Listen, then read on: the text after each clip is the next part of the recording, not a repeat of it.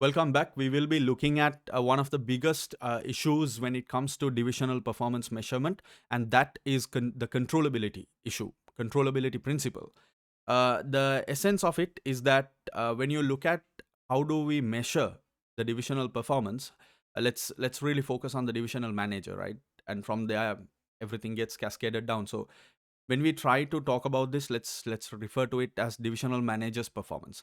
So not the corporate, central board of directors, not their performance. We are talking about the divisional manager particularly, or divisional managers. If there are, like, assume that you're talking, or we are discussing, or that the company you're working in has actually 4, 5, 6 divisions.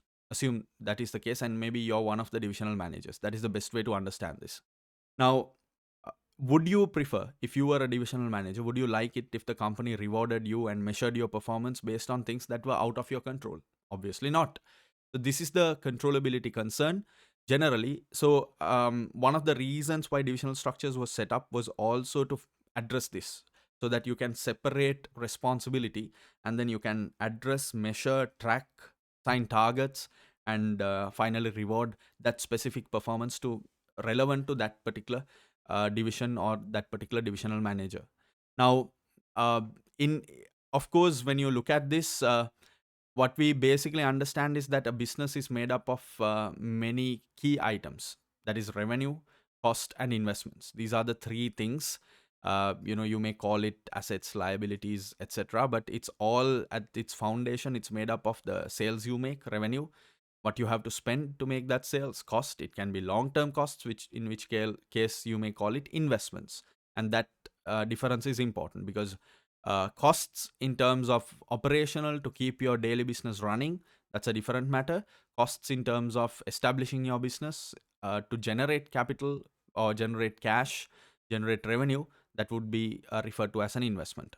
So in a nutshell, when we try to break down or assign responsibility, we see that responsibility can be assigned in these three terms. There are people who are involved only with cost, so their responsibility is cost management. There are people who are, only revenue, they're not involved in cost. That's a different segment. There are people who have both revenue and cost. So then that's a different responsibility. And there are people who have investment responsibilities, and there are people who have responsibilities in all three areas: investments, revenue, and cost. Like the CEO, essentially, like the central team, they would be looking at all of those, right? So this is the fundamental concept. So there are a few examples that prove this point to you that you can take a look at. Now, based on the concept of, revenue responsibility, cost responsibility, and investment responsibility, there are three main types of responsibilities that have been identified. And those are cost centers, profit centers, and investment centers. It's a very fair enough logical approach to break down the understanding behind responsibility.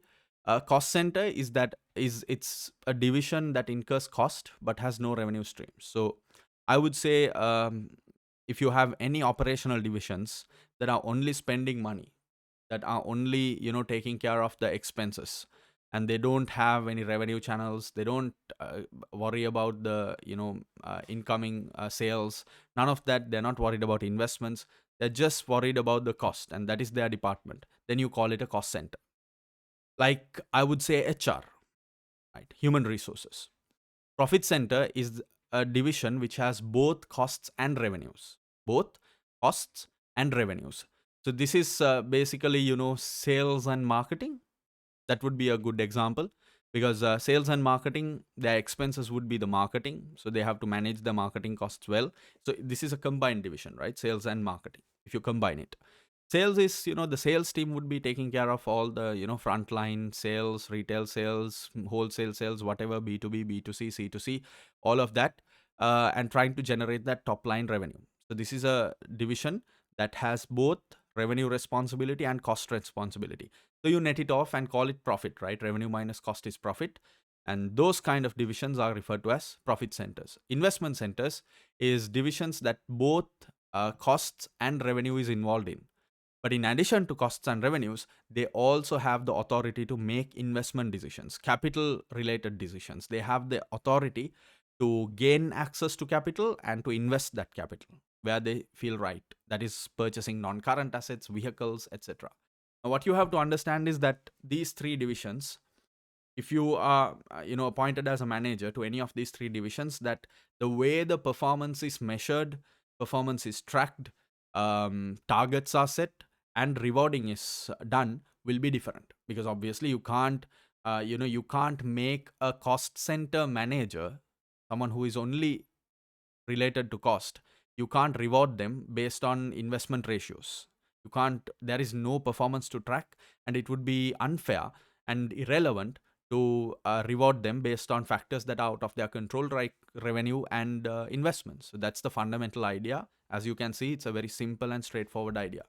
So each of these centers, by example, a few ratios are given: cost ratios and variances, non-financial measures related to cost and expenses is cost center, right? Cost centers are measured using those kind of ratios. For profit centers, you can use profit margins, anything that involves profit, and even non-financial measures that are involved in terms of sales, because sales related customer satisfaction, etc. Investment centers, that is our focus because it has all of these things. You generally can use both revenue related, cost related, and investment related ratios.